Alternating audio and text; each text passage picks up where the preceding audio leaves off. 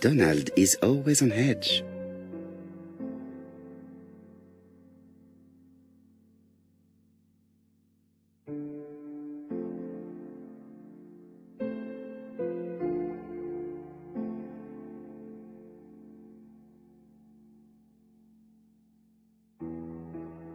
Donald Fraser is very nervous at the moment, even if he is trying hard to control himself.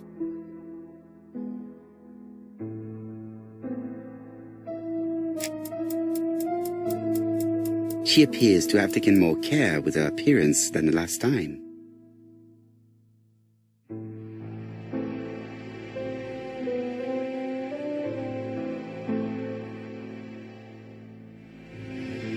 She's looking at Mr. Fraser out of the corner of her eye. Did she make herself beautiful for him?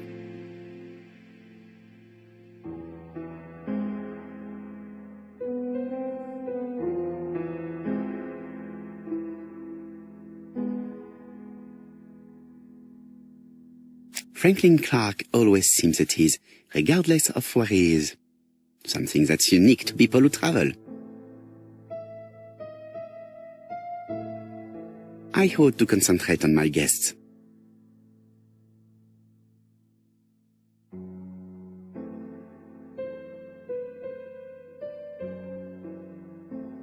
The song says, "Sometimes I love a blonde who comes from Eden by way of Sweden. But I am not sure that this blonde is an angel. Sometimes I love a brunette, sometimes I love a blonde." That's what the song says.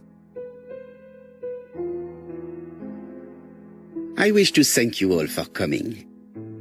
I wanted to bring everyone close to the victims here in order to unmask the murderer. Get to the point, Mr. Poirot. What do you want from us?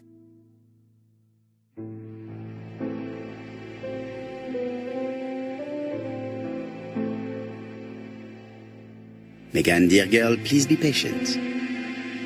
Mr. Poirot, how dare you address me by my first name? Please excuse me, mademoiselle. What I ask is that you search your memories. The murderer must have left some trace. Yes, he must have prepared his crimes very carefully. Tout à fait. He did not get to Bexhill at midnight in order to strangle a young girl whose name by chance starts with P.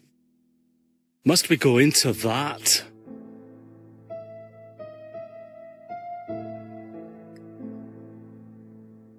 Mr. Fraser, please get a grip on yourself. Well, I want to help you, but I don't remember anything else. Nothing I haven't already said. And you, Mademoiselle Barnard, did your sister say she was seeing another man? She never would have told me.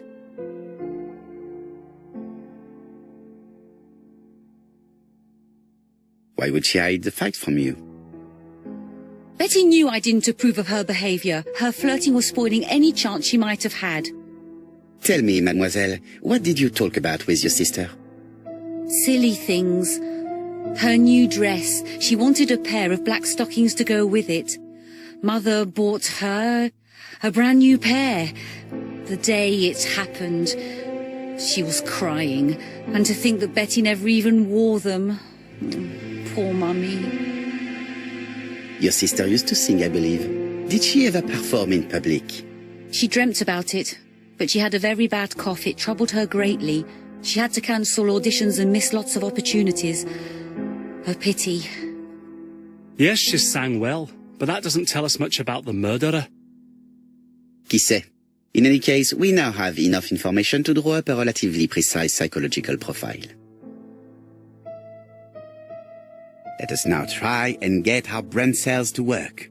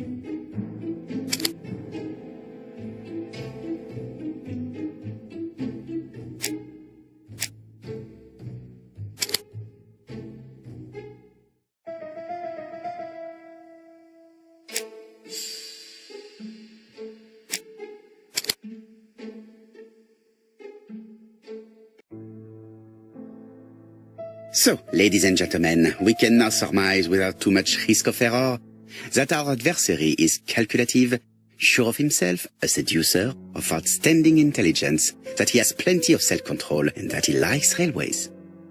It's a good start. Other meetings may be necessary. I hope that you will be able to come back again. Well, it's just that...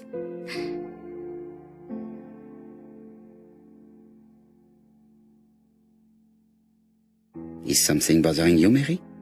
Well, Mr. Poirot, you see, I don't know if I can come to London just like that. It's normal that people helping with this inquiry should be reimbursed. Starting with you, Miss Drower. Please allow me to pay for your train tickets. Oh, sir, I cannot accept. But you must. Mademoiselle, I may not be rich, but my brother left a fortune which will be mine. Mr. Clarke, that's very generous of you. Well, someone has to foot the bill. Mr. Poirot, would it be possible for you to come back to Devon? Lady Clarke has expressed a wish to see you. We'll adjust her medicine so she'll not be too drowsy. But of course, I shall come the day after tomorrow if it is convenient. Thank you all for coming. We will meet again soon. The meeting was most fruitful. Really? Hastings, I believe now we have everything we need to find a common point between the victims. Now it is time for us to use our grey matter.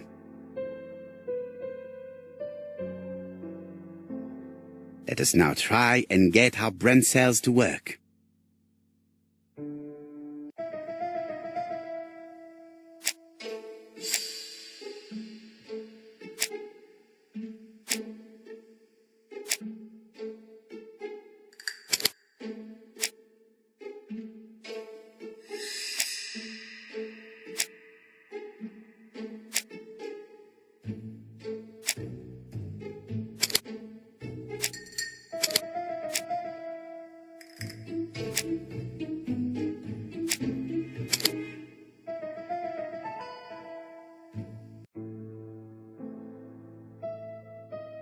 The first two victims suffered from bad throat, and that was precisely the specialty of the third victim, Dr. Clarke.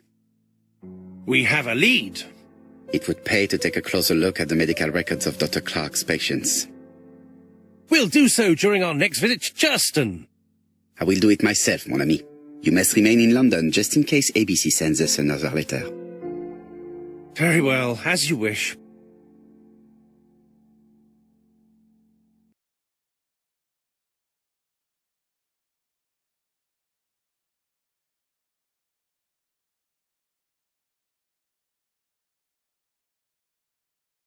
Thank you for coming, Mr. Poirot. Lady Clarke is waiting for you in her bedroom on the first floor.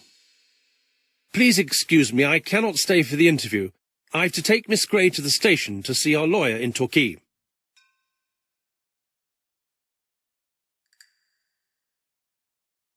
Are you going on holiday, mademoiselle? Not exactly, Mr. Poirot. Miss Grey very kindly stayed with me to settle my brother's affairs, but naturally she prefers to find a position in London. Ah, très bien. I'll be absent all morning, Mr. Poirot, but the nurse is coming soon. She's to ensure that the dose of medicine doesn't make our patient drowsy. Thank you, Mr. Clarke. Have a nice trip, mademoiselle.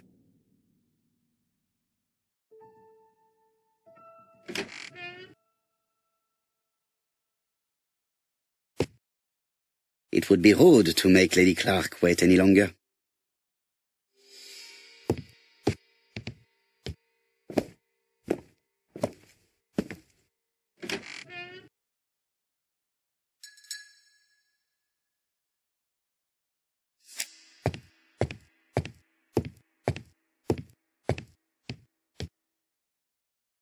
This poor woman is very ill.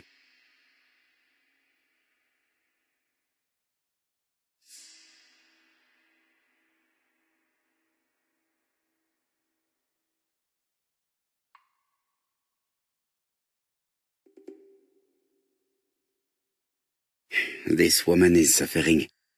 She is in no state to have a conversation.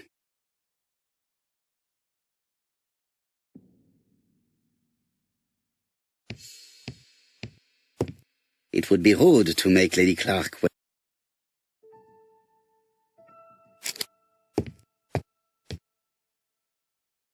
Mr. Poirot? My respects, madame. Thank you for coming. Thank you. Have you seen the nurse? She should have been here by now. Oh, I'm sorry. The telephone in the hall is ringing.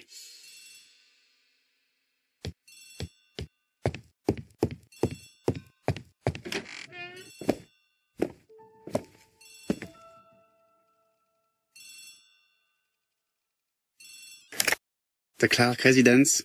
Detective Hercule Poirot speaking. How do you do, Mr. Poirot? I'm Lady Clarke's nurse. I wanted to let you know that I won't be able to come for her injection today. Might Miss Gray be able to do it? She has just left, but I will take care of it. Thank you. That's very kind of you. You'll find the skeleton key to open the medicine cabinet hidden in the lion trophy. You can count on me. Au revoir, mademoiselle. Oh, thank you kindly. Goodbye, Mr. Poirot.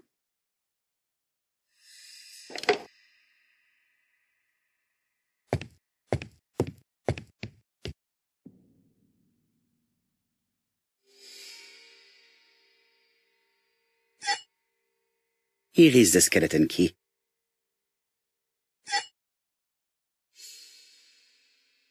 April 1925, Aceh Province, Sumatra.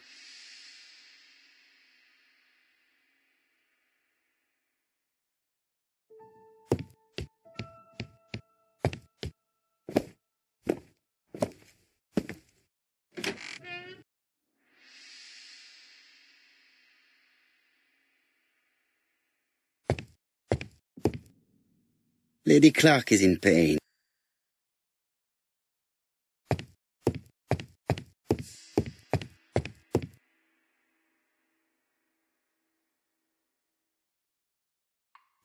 It's closed.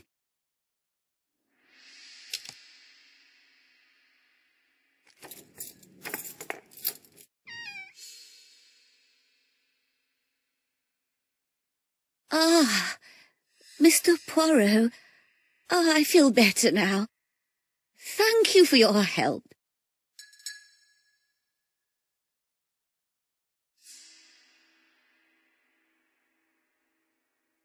You asked for me, chère madame. Yes, yes, of course, I wish to speak with you. But what was it about? No doubt. You wish to talk to me about what happened to your husband? Ah, yes. Oh, poor Carmichael. Has the madman who killed him been caught? Not yet, chère madame. There was a great many people in Cheston on the day of the murder. Indeed. People go straight to the beach. They don't come near Coomside. So, there were no strangers around the house that day? Who said that? The people who live here. Your brother-in-law, Miss Gray. Miss Gray? Oh, I don't like her. Franklin wanted her to stay, but I insisted she should go, immediately. You are entitled to do so, naturally. I'm pleased that you approve. The others have been taken in by her. But at least you can see through that self-pity act. See what she's up to. Oh.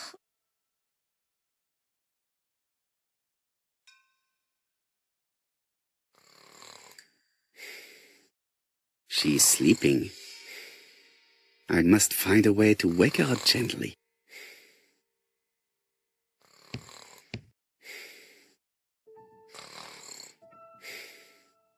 This subject would probably be useful to me.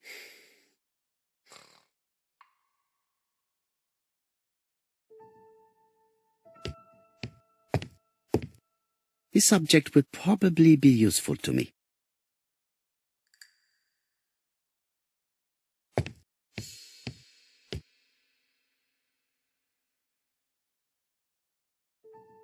This subject would probably be useful to me.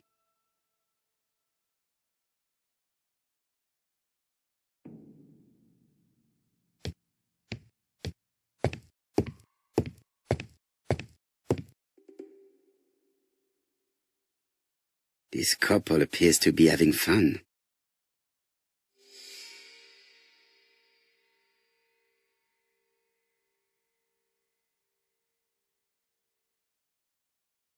Lady Clarke and Sir Carmichael were very happy, but they did not have any children.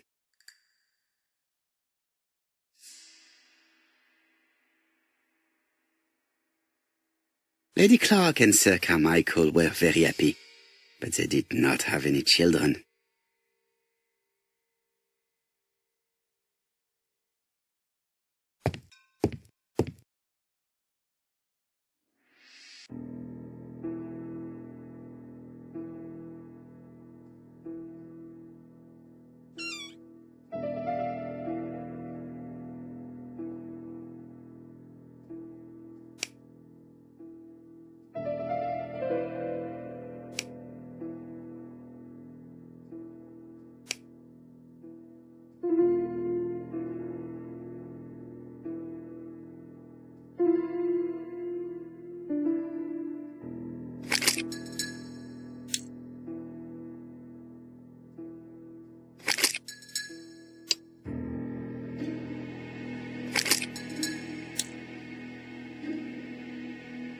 This spring appears to be broken.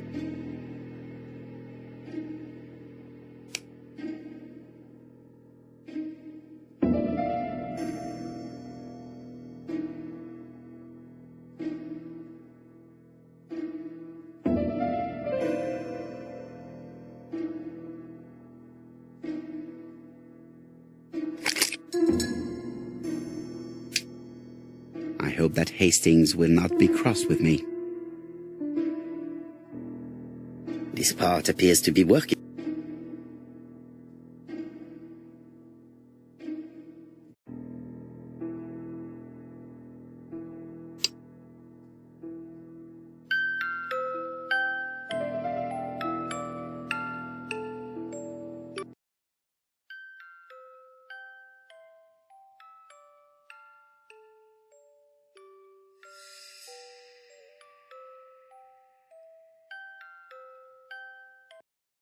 Oh, what are we talking about? Ah, yes, Thora Grey. Oh, Carmichael had great esteem for her, but for me she was nothing but a hypocrite.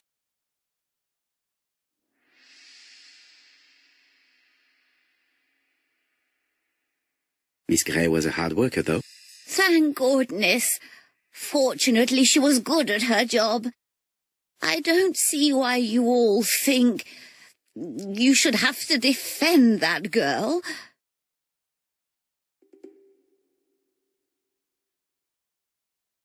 Well, I appear to have been wrong about Thora Grey.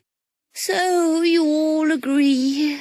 How nice it is to be all of the same mind.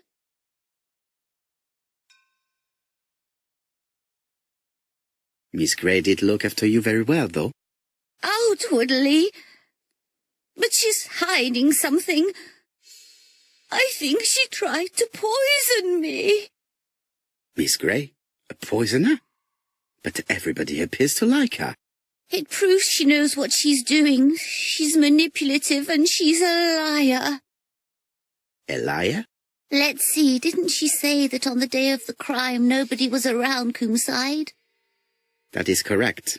Well, at 11 o'clock I saw her talking to someone. Really? And what was this man like? An ordinary sort of man with a very plain face. Oh, I don't remember well. Was he a gentleman? No, he was not a gentleman. It would be best to leave her to sleep now. The telephone in the hall is ringing.